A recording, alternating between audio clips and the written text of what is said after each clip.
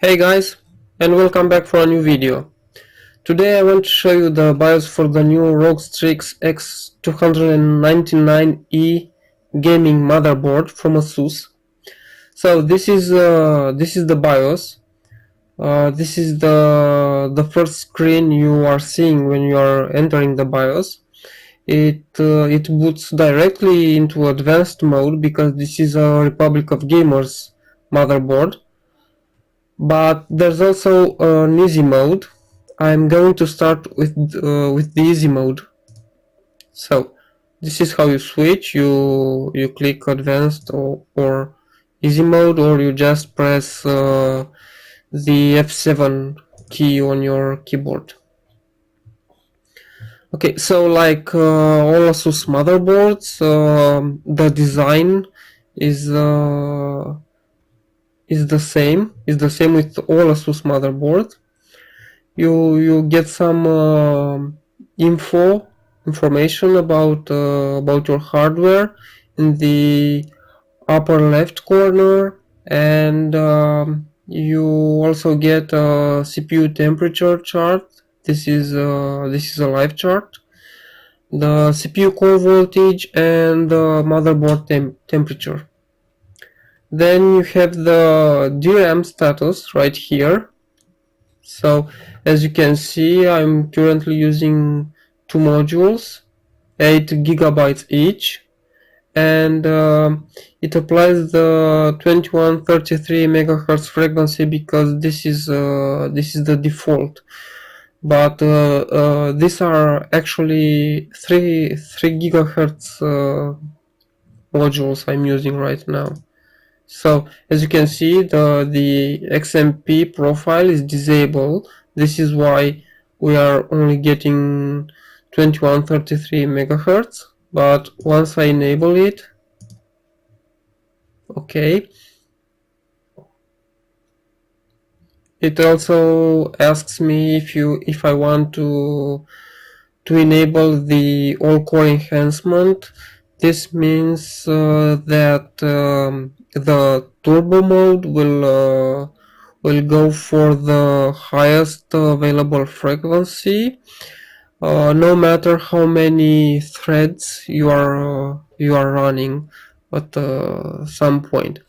But what I can tell you is that this sync all core function is always enabled with this motherboard, at least with the current BIOS version. So it doesn't matter if you leave it to auto or enabled, it will always be enabled. Okay, so I'm going to select yes right here.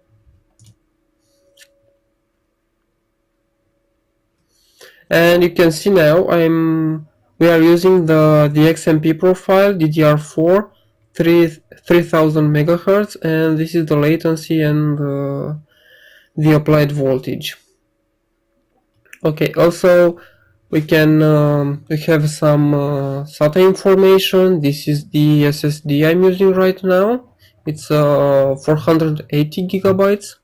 It's an Intel SSD, and we can choose to enable or disable the rapid storage technology. Then we have the fan profile. I'm currently using a Noctua NH-D15S CPU cooler, and it is equipped with two fans. One is 14 centimeter diameter with 1500 RPM maximum RPM, and the other is also 140 fan, but this one is limited to 1200 RPM. This is a push-pull configuration, and we also get the QFan control function right here. Okay, so we can choose DC or PWM modes. Both of them are available, or we can choose auto if we don't know what kind of fans we are using. Mine are 4-pin fans, so I'm going to choose this one. And we can use this optimize all function right here, and I'm going to do it, because what is this actually doing? It is scanning all the available fans in your system, and it this way it will automatically find the minimum and maximum available RPM. So you will be able to manually adjust the RPM between these two limits, depending on the temperature of your CPU or other available temperatures as well.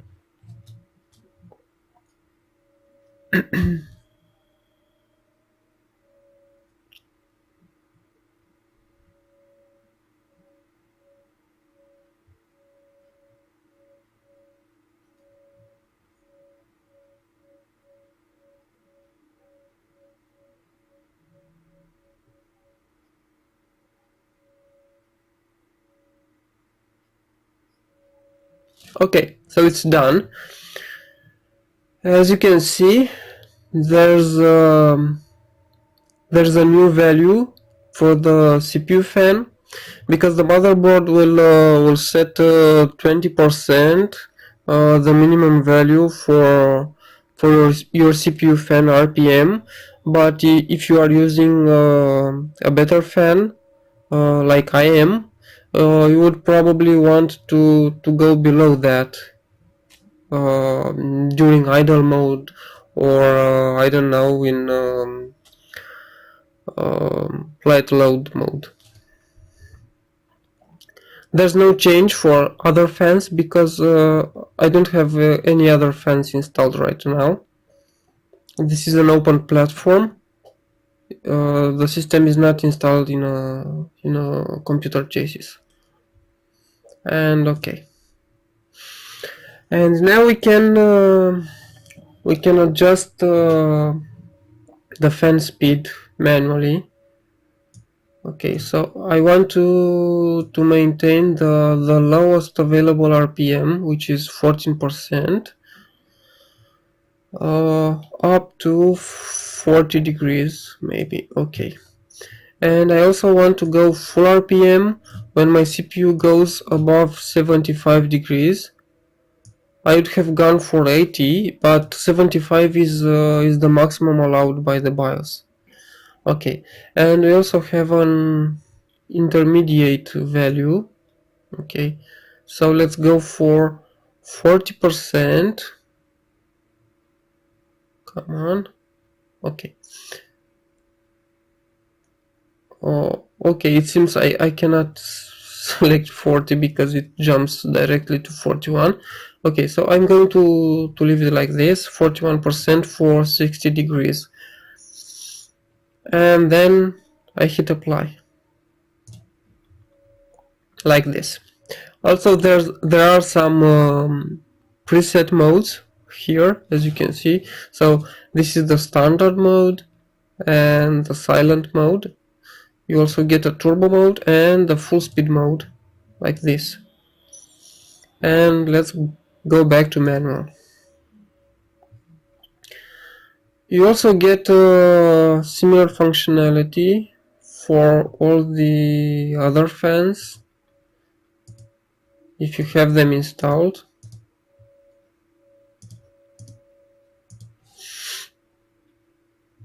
Okay, and exit. Next we have some easy system tuning. This is some automatic performance tuning provided by ASUS.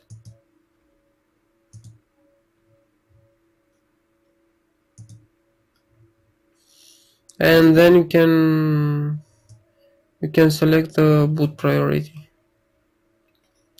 here. Also you have some this boot menu.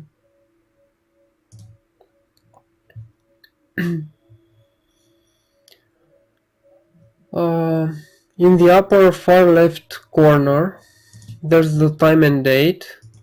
which you can adjust like this.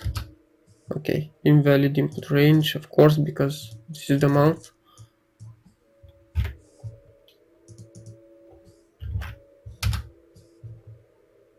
Okay, end date. You can also select your desired language. The list is not that comprehensive. Okay, and there's also the easy tuning wizard, which will provide you with automatic overclocking functionality, depending on the PC scenario and the cooling solution you are using. So if we are going for daily computing, and if you are using some box cooler, you are getting 6% CPU performance, CPU frequency improvement.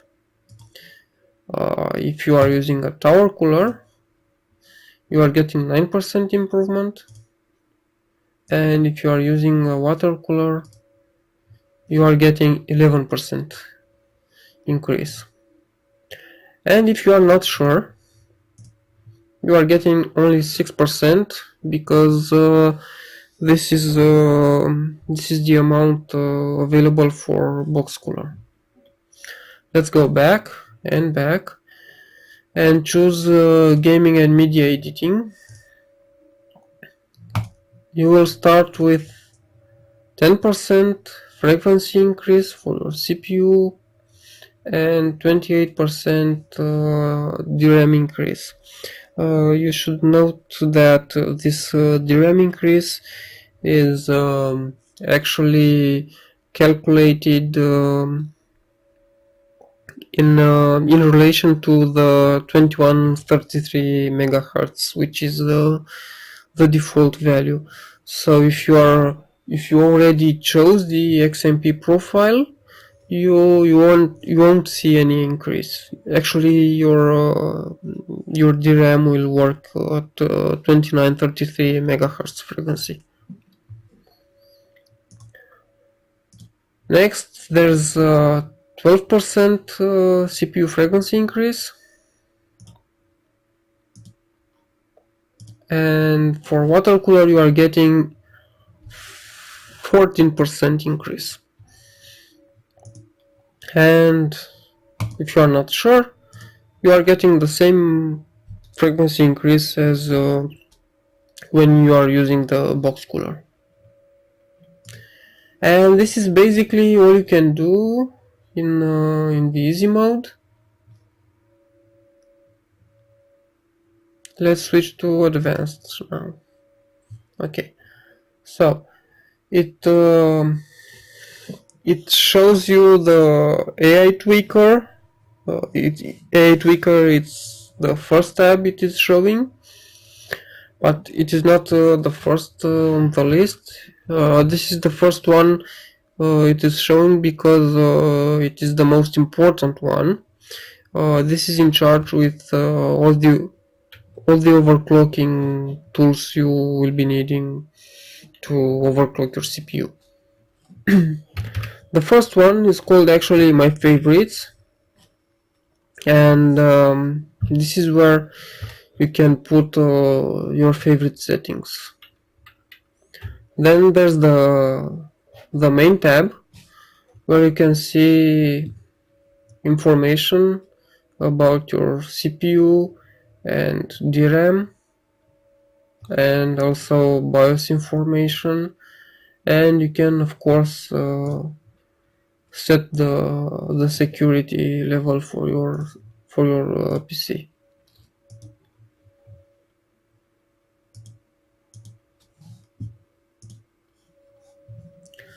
Okay, and now let's move to AI Tweaker, which is as I already told you, the most important tab. So You have here the AI overclock tuner, which by default is set to auto, but you can set it to manual mode if you want full control for overclocking, or you can go for XMP if you want to apply automatically the overclocking profile included in your memory SPD. And we are getting the same question as before. Yes. Okay. So here you can see the XMP profile. You have this right here, this drop down list, because some modules can have more than one SPD, one XMP profile. Then you are getting the backlog frequency. 80 is the minimum value, and 1000 is the maximum allowed value. Then you can set the PCI frequency between 80 and this one. Okay. Also, we can put this to auto. But if we go back for the XMP, this will be switched back to 100. Then there's the ASUS multi-core enhancement, which is applying some ASUS optimized turbo core ratio. This is basically in relation to this single core functions, function right here. Also, you can select some negative core ratio offset for AVX instruction if you want your CPU to use different frequency for AVX tasks. Then you can set the CPU core ratio. You can switch it. You can let it to auto, which basically will apply the theoretical the default ratio, but as I told you before, the auto mode will apply the same ratio, the same turbo ratio, no matter how many threads you are running. So this auto is basically identical to this single cores. Only that in single cores you can manually select your desired CPU ratio. Okay, so 8 is the minimum allowed value and 83 is the maximum. And you can also adjust this by core usage, so you can apply different core ratio limit depending on the number of CPU cores that you are using. So maybe if you are running single core apps, single thread apps, you want to apply 52, I don't know, maybe 52, the 52x ratio, and for dual core apps maybe 50, and for 3 core and 4 core maybe 48 or something like this. Okay, I am going to let it to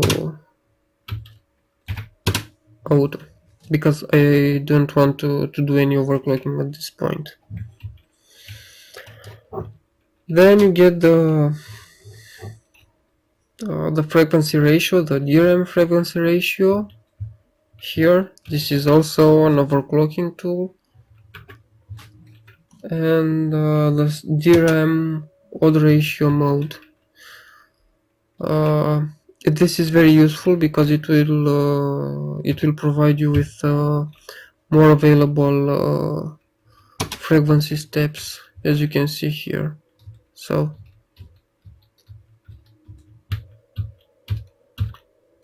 it goes up to 4266 megahertz. Then there's the TPU1 and TPU2. This is automatic overclocking that this motherboard provides for your CPU. Next, there's the CPU SVID support. It is highly recommended to disable this when you are overclocking your CPU, because this way your CPU will not communicate with the external voltage regulator, and this way you will avoid some power limitations. Next, there's the DRAM timing control. This is already set by the XMP profile.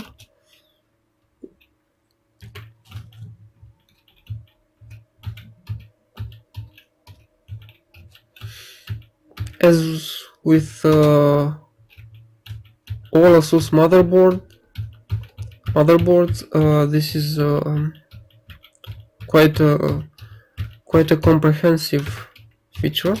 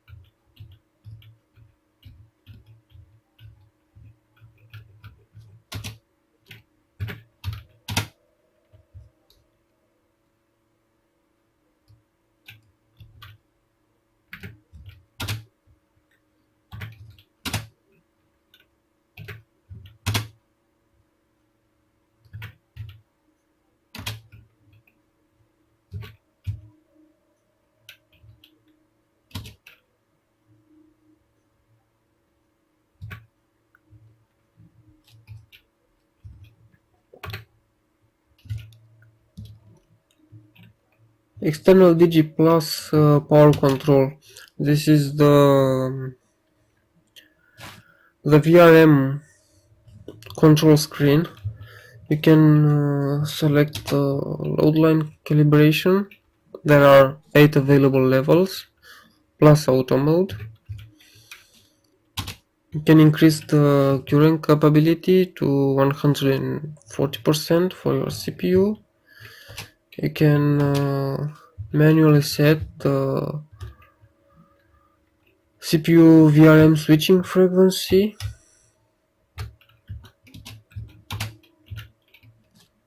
You can enable or disable the spread spectrum, and you can control the CPU power phase.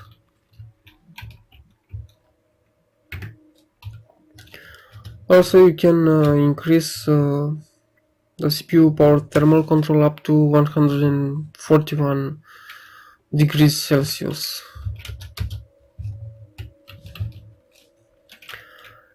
For more advanced overclockers, for enthusiasts especially, there are also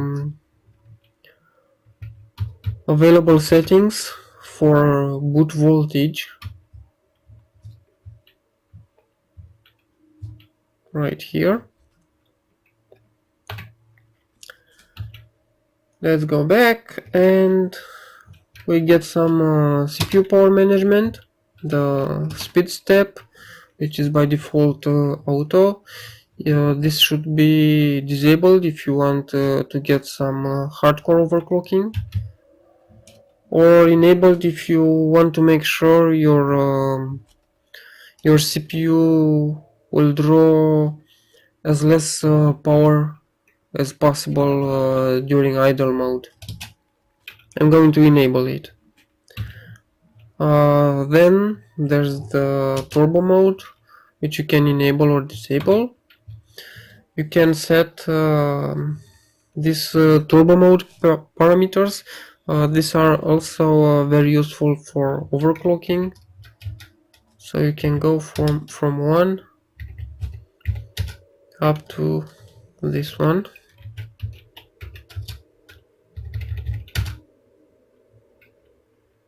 So you get to set the package power limit and power time window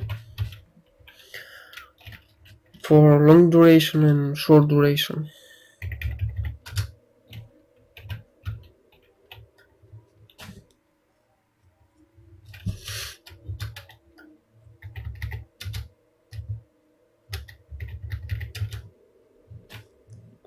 Also, you have the option to set the current limit for the CPU integrated VR circuit.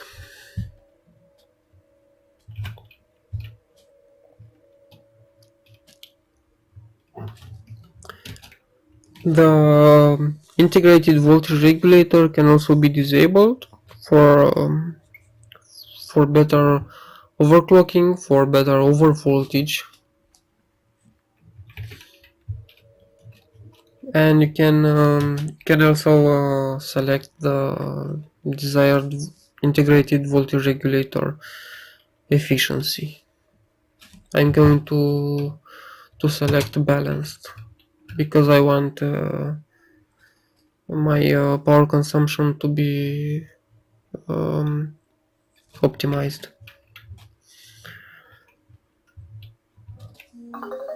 Then you also get these two options. You can use this to adjust your AC and DC load line. This is mostly trial and error, and it can be used also by advanced overclockers. Okay, let's move back. We get this Tweaker's Paradise tool, which is pretty common for Republic of Gamers motherboards.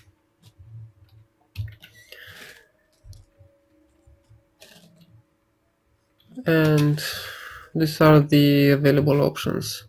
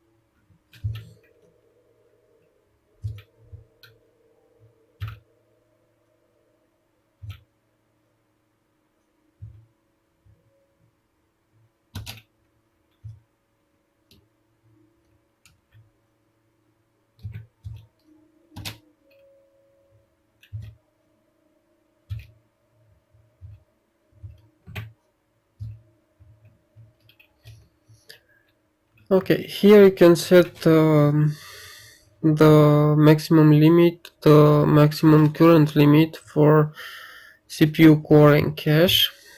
So it goes from 0 up to 255 comma 50.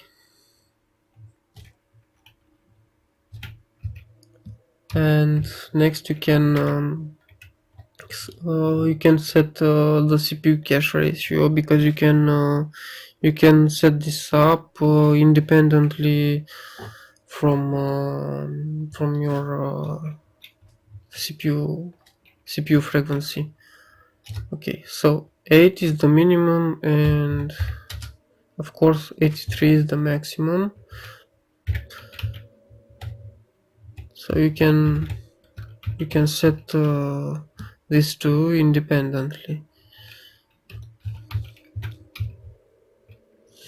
Then you can set some adaptive voltage, backclock aware. This actually means your motherboard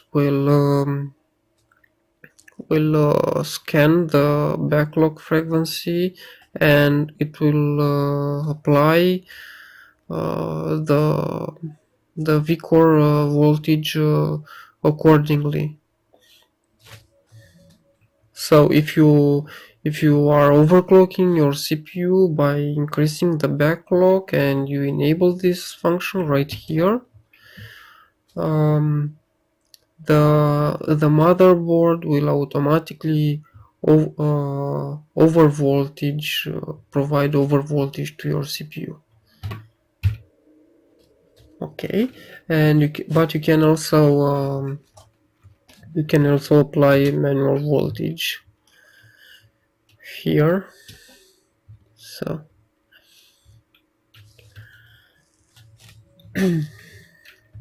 if you choose manual mode, you can go from 0.6 volts up to 1.7 volts. Next, if you go for offset, you get plus or minus, and the CPU, the offset value goes from 0.005 up to 0.635. And finally, there's the adaptive mode. You will get the same offset option, and you also get the turbo mode voltage. So you have the base voltage, the basic voltage. To this voltage you apply the additional turbo mode, which go from 0.25 up to 1.52. So this 1.52 will be the used voltage in turbo mode when your CPU clocks to turbo frequency, to the selected turbo frequency. And you also get some offset voltage, which goes from 0.001 up to 0.999. So in the end you get 2.519 volts. This is the maximum available, of course. Okay, I'll put this back to auto because I'm not doing any overclocking right now. Then there's the DRAM voltage. This is already set to 1.35 volts because I chose the XMP profile, and this is the voltage that is programmed by the XMP profile. But if you want, you can go from 1, so 1 volt is the minimum value, up to 2.1 volts. I'll put it back to 1.35. Then there are different available voltage settings.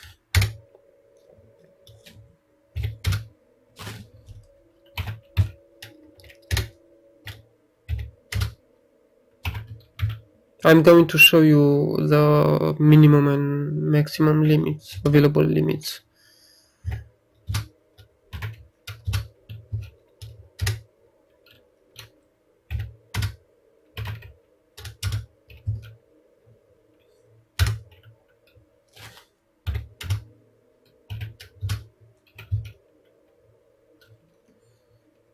and you can also set the DRAM reference voltage control.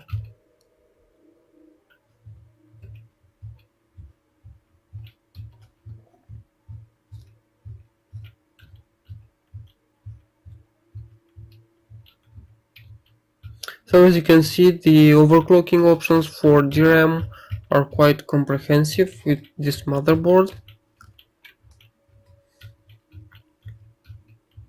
So I'm sure enthusiasts will really like this.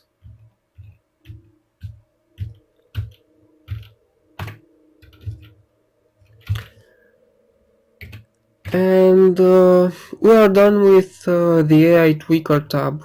Let's move on to the advanced tab right here. So the first option is the CPU configuration. So this is all the available information regarding your CPU.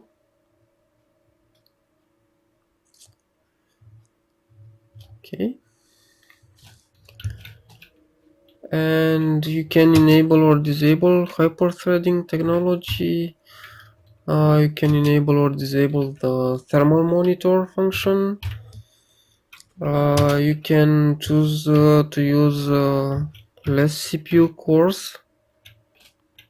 Maybe you want to do some hardcore overclocking, and you would want to use less CPU cores if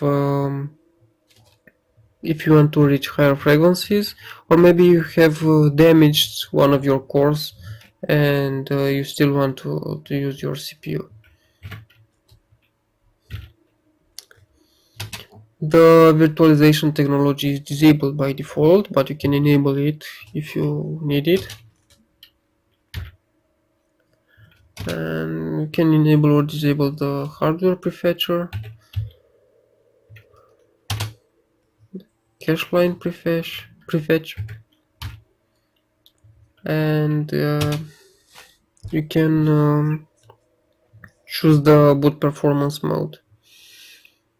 If you're not sure about your system stability, you can go for this maximum non-turbo performance. This way, your system should boot with the basic frequency for your CPU. So you won't be getting a black screen on your boot.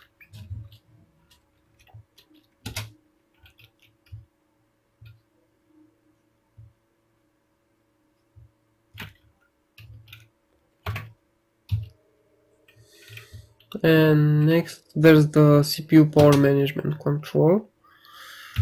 So the speed step is enabled, and I'm going to leave it like this. The turbo mode as well, and the CPU states, I'm going to enable this as well. So as you can see, everything is enabled. The package state limit is auto by default, but you can select from quite a few available levels. And the CFG clock, sorry. The speed shift technology, which is basically the new power efficiency technology used by Intel, is also enabled by default. And that's about all. And back, and then there's the platform misconfiguration. So we can enable the native power management for PCI Express and the native mode, and I'm going to enable all of this.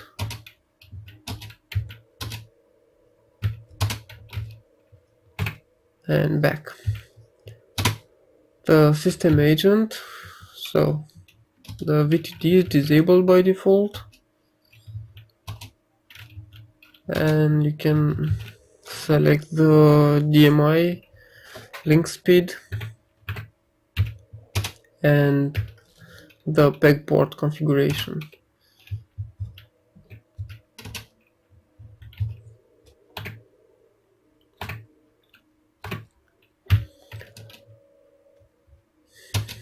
The chipset configuration, the integrated PCH configuration.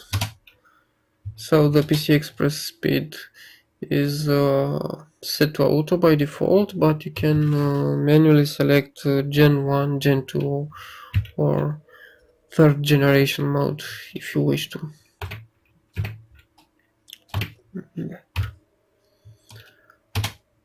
Then there's the storage configuration, the SATA controller. You can enable or disable it, and you can switch between HCI and Intel RST Premium, but for this one you will be needing some Intel Optane memory. You can enable or disable the smart status check, and choose to enable the aggressive link power state. Also you can change the naming for your SATA ports. So maybe, let's see, this one is empty. Let's see where my SSD is. Okay, so this SATA 6G7 is my SSD, and I'm currently running Windows on it, so I'm going to rename it to Windows 10. Okay, so as you can see, this way you will be able to recognize more easily your storage devices. Also you can enable or disable the port, or you can enable or disable the hot plug functionality. This is available for each and every SATA port.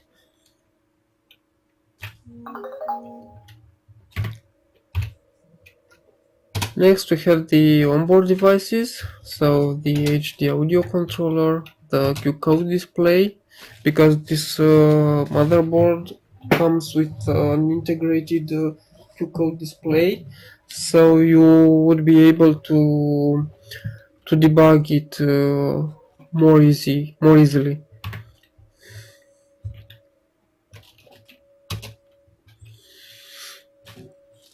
So these are the PCI Express available switches, because as you know, the platform comes with limited CPU lanes, and there are multiple available PCI Express devices. Actually, more devices than available PCI Express lanes. So you will have to choose which one you want to use and which one you don't need.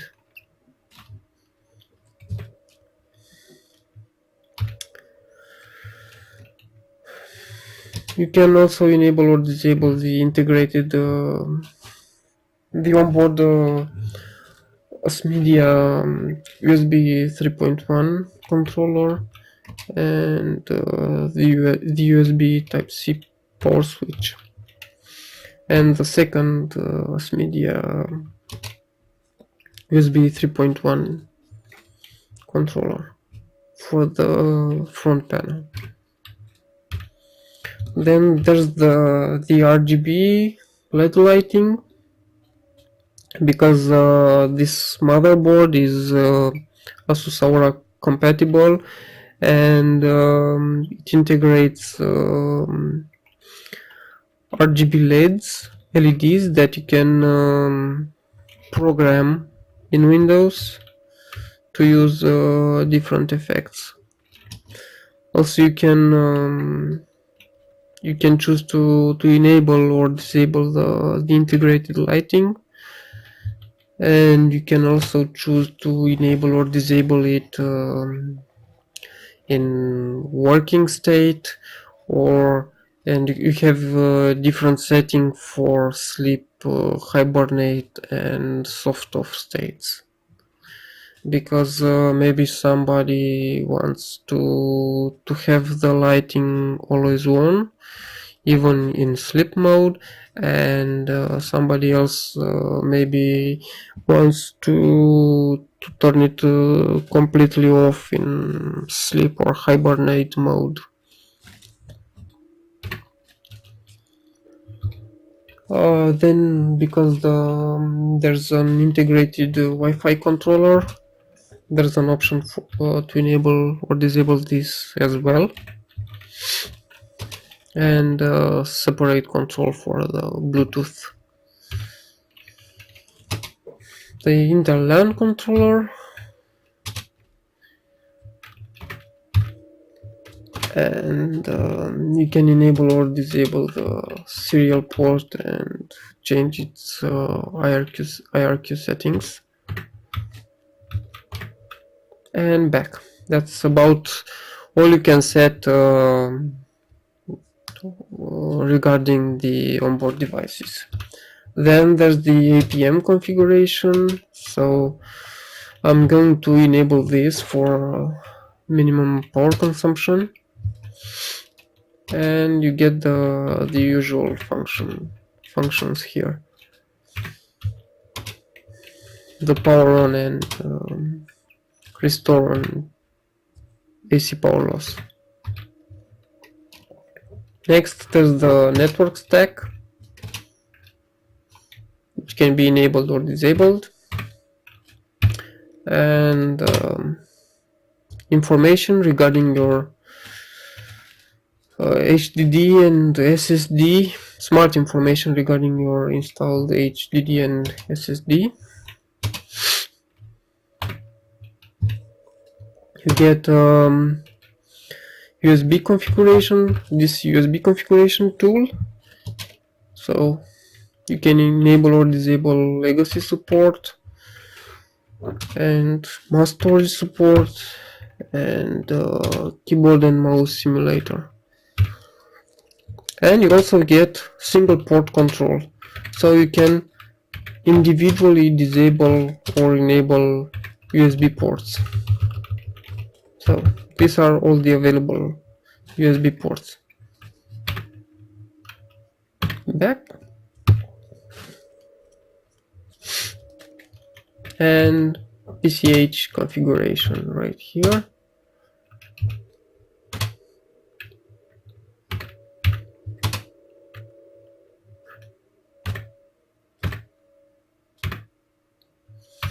Okay, so we're done with the advanced tab as well. Then there's the monitor tab, and this you can see the temperatures, and as you can see, there are some T-sensor and external sensor temperature sockets as well. Also, you can see the fan speed. So this is the CPU fan and the CPU optional fan. And if you have some chassis fans installed, you can see those as well right here.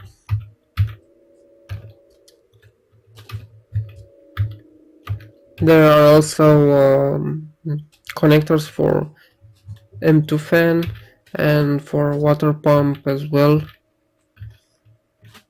or for all-in-one water solutions. Also, there's the option to connect extension fans. And next you can see the voltages, so the CPU core voltage, the 3.3 voltage, the 5 volt voltage, the 12 volt rail, and you can choose to monitor or to ignore all these values. Okay, next there's the QFan configuration. It's basically the same I showed you before, only this time is not it is not with graphical support. It is this is the more advanced mode. So but basically you get the same options plus this this delay. I mean, because as you probably know, especially with Core i7 CPUs, the motherboards tend to quickly increase the RPM for the CPU fan, and after a second or two it will go down, and this can be quite annoying. But you can compensate for this with this delay right here. So what I usually want to do is to get some delay when my fan goes up, and I want to go immediately down when my CPU is cool enough. Also, you can set some lower limit for the CPU fan, because if your CPU when your CPU will go below this limit, you will get a warning. But because I'm currently using some low RPM fans, I want to ignore this.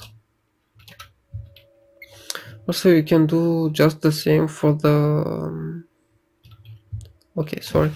So these are the settings I did before, you see. So like before, the upper temperature is 75, but you can lower it like this. Okay, let's put it back to 75. Maybe you don't want to get the maximum RPM because maybe it is too noisy, and you can lower this way. So you get this 41 limit because this is the middle value. But if we are lowering this to 14, okay, I can go with this to 14 as well. Okay, but I want to leave this to 100%. Next we have the CPU middle temperature. The maximum is 75 and the minimum, okay, this is 40 because I have this lower temperature limit set to 40, but I can set it as low as 0, and this way I can also set this to 0, as you can see, and this is also available for this board temperature.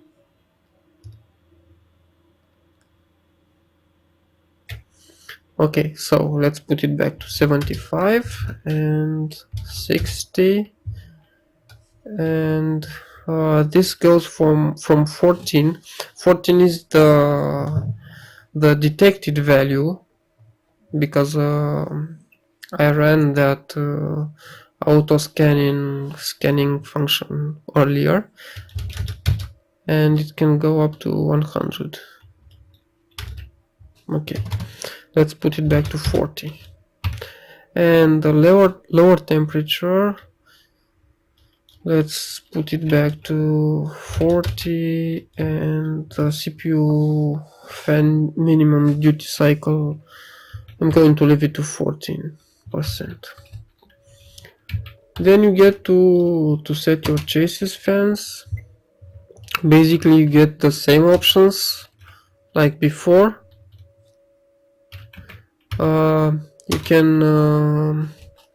You can set the motherboard to adjust these fans according to different temperatures. As you can see, the CPU is the first one and the default one, but you can also go for motherboard, VRM, PCH, T-sensor, external sensors, or multiple sources. Multiple sources means that it will monitor different temperatures, and it will set the fan RPM according to all of this. So it's basically a priority list, this one right here. I'm going to disable the QFan control for all the available chassis fans because I don't have any installed right now. There's also a fan control for the M2 slot,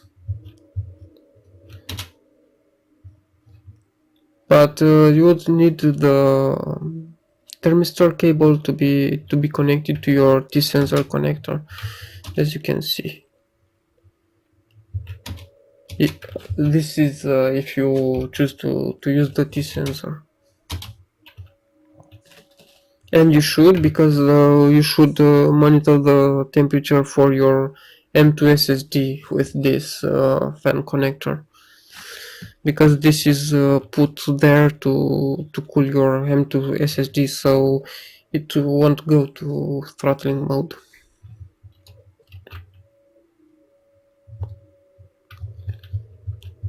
And basically you are getting as you can see, you are getting similar functionality as before. I'm not using any M2 SSD right now, so I'm not using any M2 fan, so I'm going to disable this as well. Okay. Next, there's the option to set your extension fans if you are using any.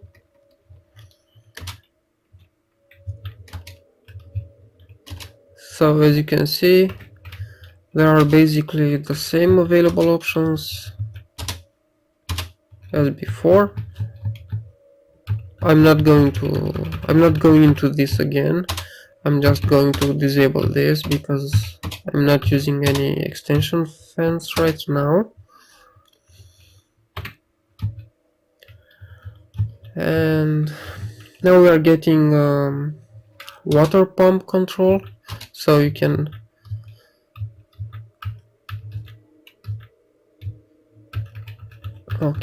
so this can be set to auto mode, which means the motherboard will auto detect the type of pump you are using.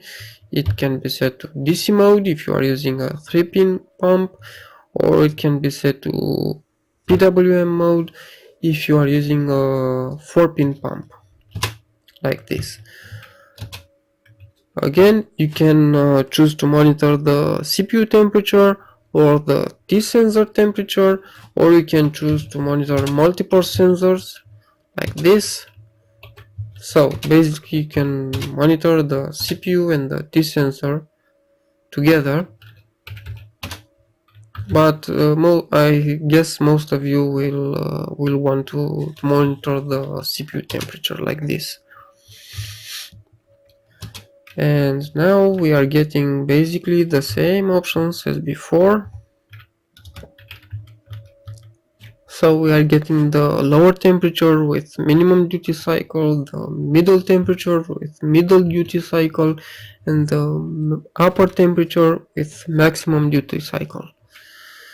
This basically should work the same way the rest of the QFan tool works. I'm not using any water cooler right now, so I'm going to disable this. And you also get the all-in-one pump control, which is by default disabled, but it also has the auto mode, the CD mode, DC mode, and 4-pin mode, like this.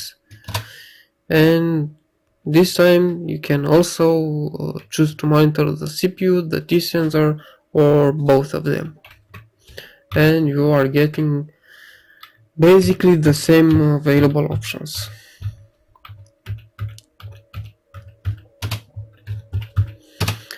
I have to say, ASUS still provides the best control for your cooling solution, no matter this is air cooler or water cooler or custom made water cooling. This is the most comprehensive control you will find with any available motherboard on the market right now, and this is quite excellent because this is the only way you can adjust the noise level of your PC to the desired value. So you can get the perfect balance between silence and power efficiency. Okay, so I'm done with the QFan. You can choose to enable or disable the CPU intrusion detection support.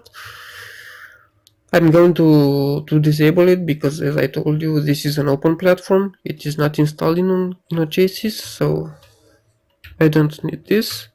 And you can enable or disable the CPU temperature LED switch. When enabled, the CPU over voltage LED will be enabled. Next, there's the boot menu. So we can enable or disable fast boot. We can choose the boot mode for the next boot after an AC power loss.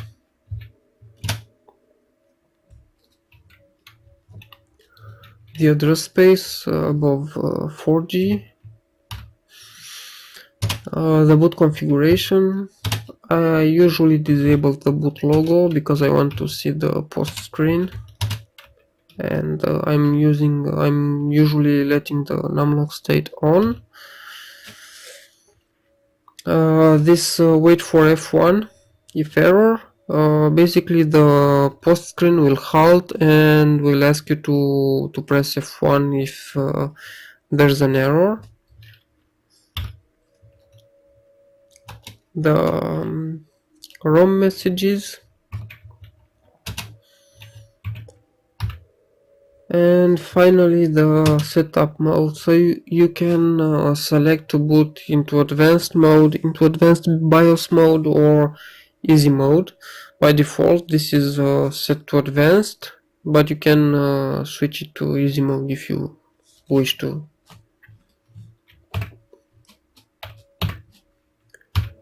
The compatibility support module.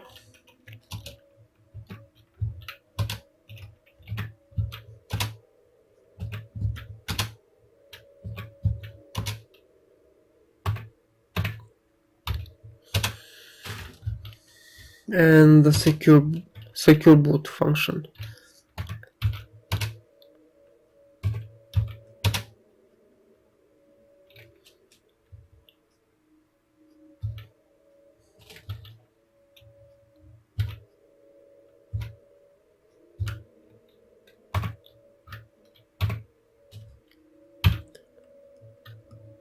Next you can change the boot priority. As you can see, this is a bit buggy because it's a huge drop down list, but it doesn't actually contain anything. Also, I don't understand why we are getting so many boot options right here.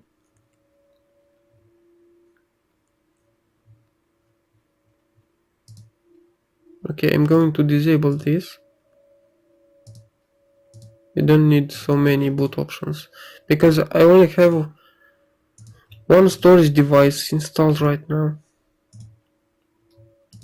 Okay. And you can also choose to override the boot sequence.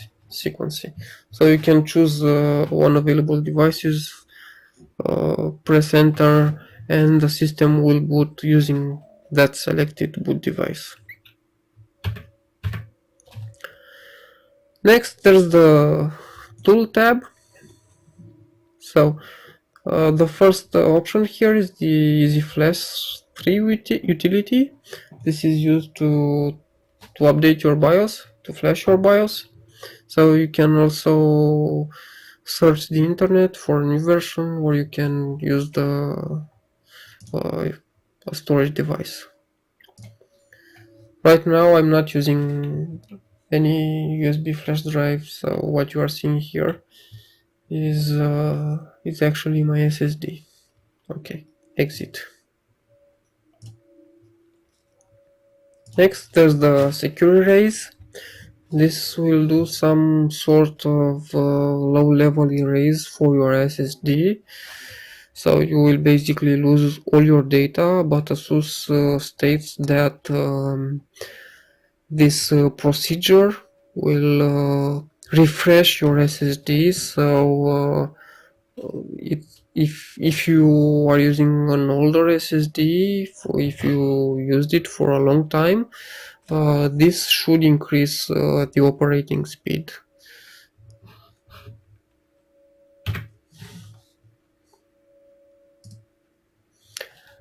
We are getting setup animator. This is disabled by default, but if you enable it like this, so this is what you are getting. I'm going to leave it disabled.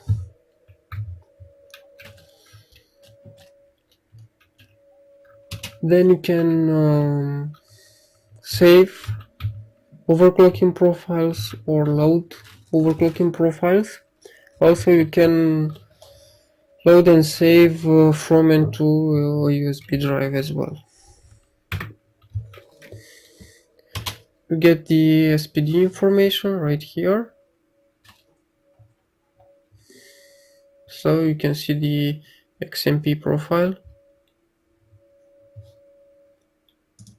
for each installed DRAM module.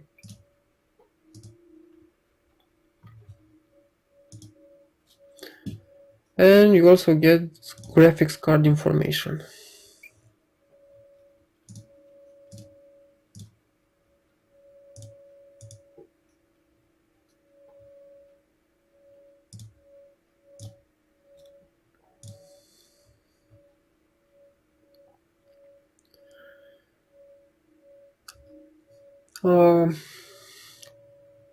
On the upper side of the screen, you also have a shortcut to the favorite screen.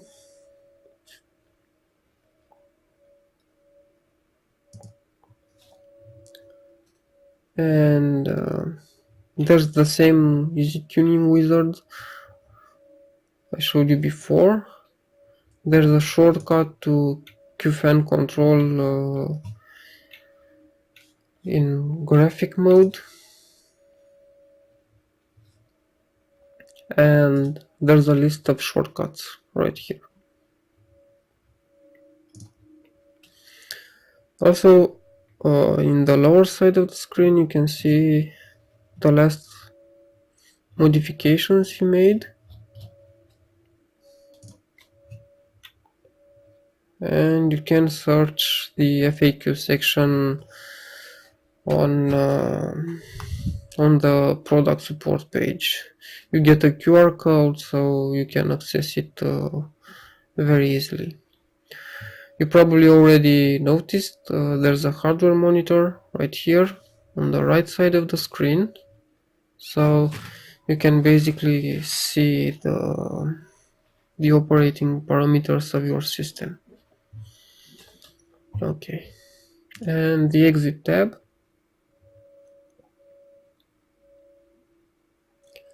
and that's the last of it. But before exiting, I want to show you what I did to overclock my CPU. It is a Core i7-7740X CPU.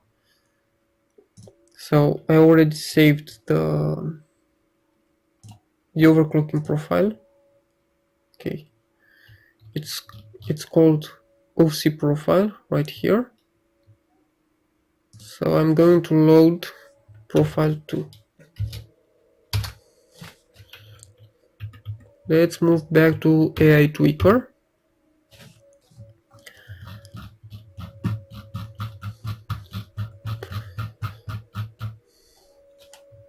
What you need to know from the start, this is 100% stable overclocking. It can run anything day and night without any problem. It can run stress tests, it can run games, it can run anything you want. So this is 100% stable. So I'm using the XMP profile for the 3 GHz DRAM frequency, so I didn't apply any overclocking to the DRAM modules, but I increased the backlog frequency to 100.7 MHz. Also, I left this multi-core enhancement to auto mode. I didn't set any negative offset for AVX instruction core ratio. I chose to use the CPU core ratio in single cores mode, and I set the ratio limit to 49x. I didn't go above 49 because the CPU became unstable above that. Although the operating system could boot even with 52x CPU core ratio.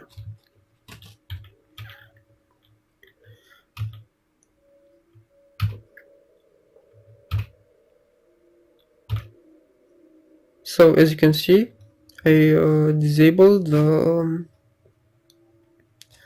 the communication between the CPU and the external voltage regulator,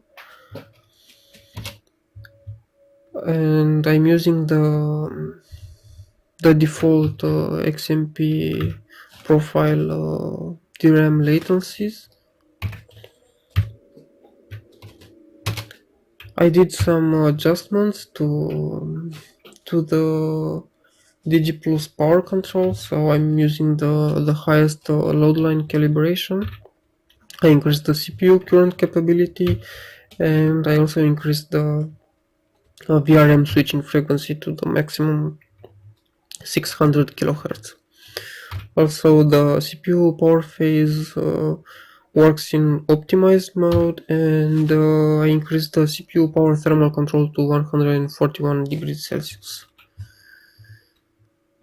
I left all the other settings to auto mode.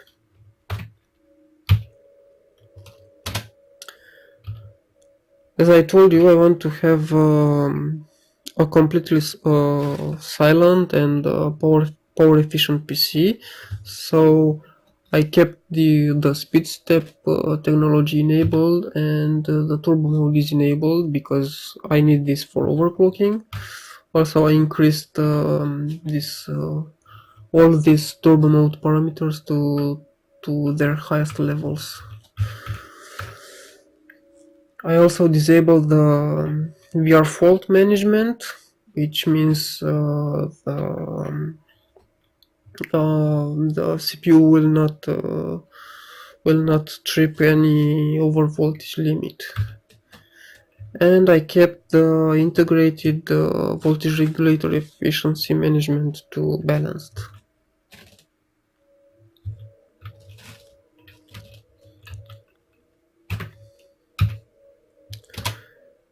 I didn't do any modification to AI Tweaker's Paradise. because as I told you, this is advanced tweaking and it is designed especially for hardcore overclockers. So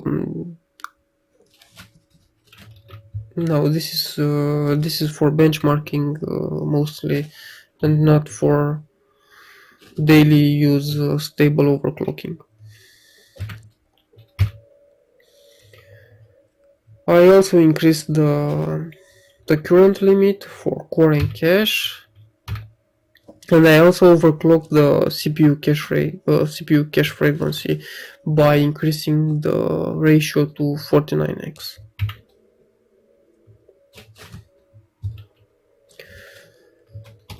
So the core cache voltage, because this is a common setting for both core and cache. I set it to offset mode, and so I added 0.23 volts.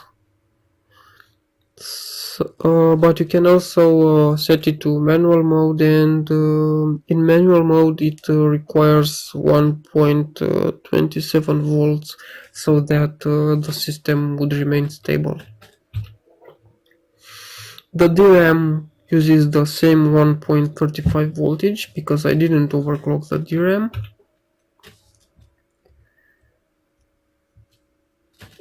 And all the others are in auto mode.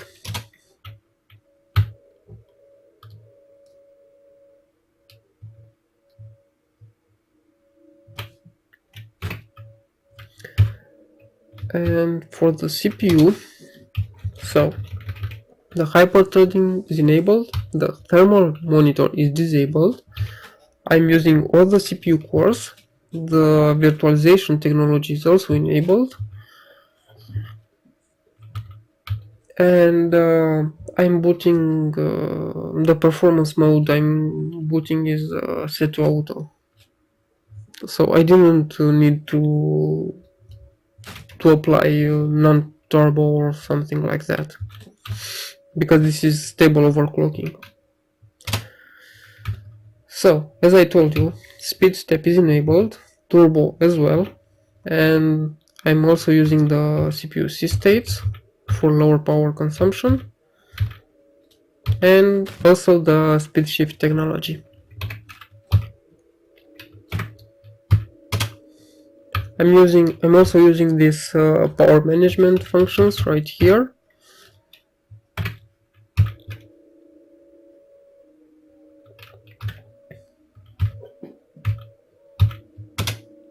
And this one as well.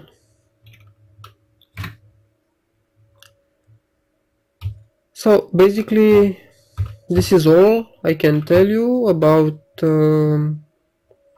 this new ROX GX X299E gaming motherboard. I think it's quite a nice motherboard. It's a high-end model, and it uses a very comprehensive BIOS, as I showed you. It is suited for both gamers and overclockers, and I highly recommend it for a powerful and modern PC. That's all for today, guys. Thank you for watching, and see you next